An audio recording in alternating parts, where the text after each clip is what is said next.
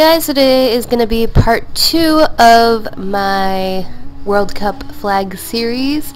But before we get into the tutorial, today's video is sponsored by me. So if you guys want to purchase some stickers, some t-shirts, any kind of no-blend merch to support the channel, I'll have the link to the Teespring store down below.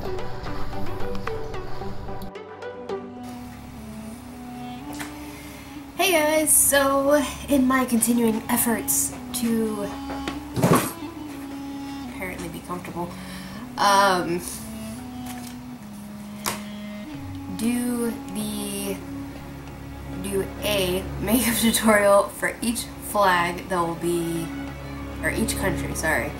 Do a makeup tutorial based on the flag of each country that's going to be at the World Cup. And I think it starts June 17th, I want to say, but whatever. Starts in June. Considering we're going in the order of the matches, I'm gonna do Saudi Arabia now. That also might be a problem for some people, but that's okay. The world is going to hell. Whatever.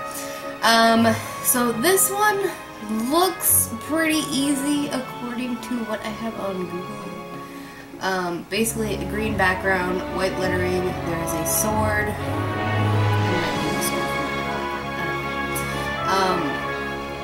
But what I'm not going to do is the lettering, just because I have a personal rule that if I don't know the language and I can't actually read what is on there, I will not put it on my body. It's a good lesson too if you're getting a tattoo in a foreign language. Trust me on that. Not personal experience. Seen it from somebody else.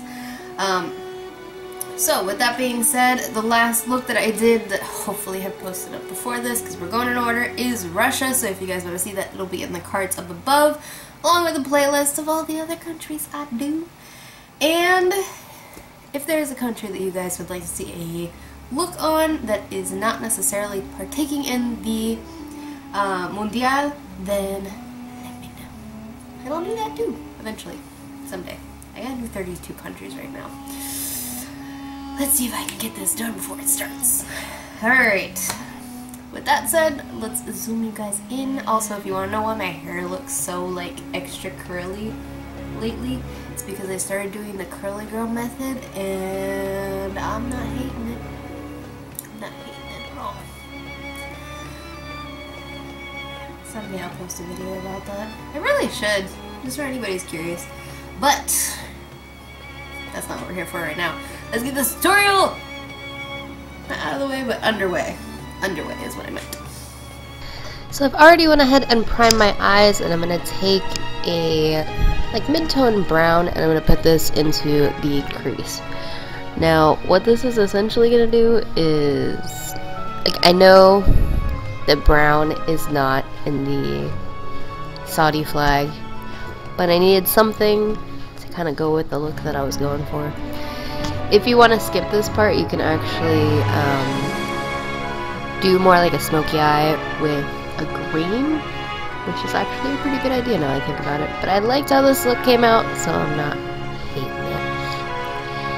So I just went ahead and blended that out all the way. This also kind of warms up the green a little bit, just on the edges. Because sometimes if I use more of a cool tone shadow, it kind of washes me out.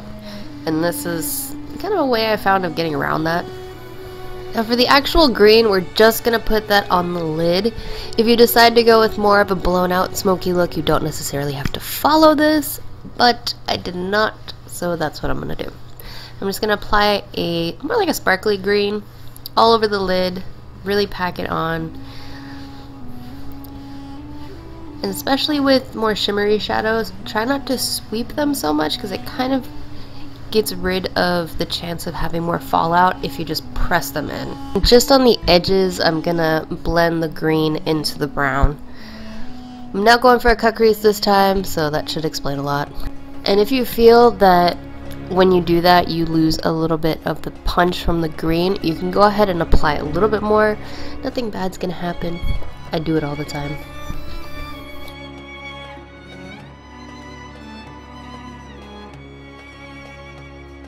And then, just because I don't like putting eyeliner on the bottom, I'm gonna take some more of that brown that I put in the crease and run that just on the lower lash line. And this will kind of balance out the look a little bit more, especially because I'm going to be doing some white eyeliner sword handles later. And to me, it kind of, I don't know, it kind of just made it look a little bit better. If you made it this far, go ahead and subscribe and hit that notification bell so you see what country comes out next. Now for the sword handles, the first one I did kind of messed it up a little bit. The second one looked nicer, so that's why I'm going to show you on the first one, because then I can show you how I fixed it.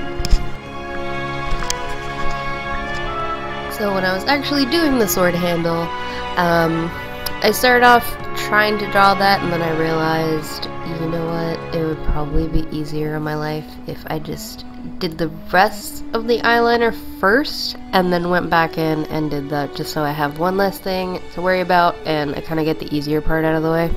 You know what I mean? So I went ahead and did that, and if you guys want a full tutorial on how to do eyeliner, you know, winged eyeliner, things like that, I'll have it linked in the cards up above when I put it up. Hopefully it'll be soon, or up before this video comes out. We'll see.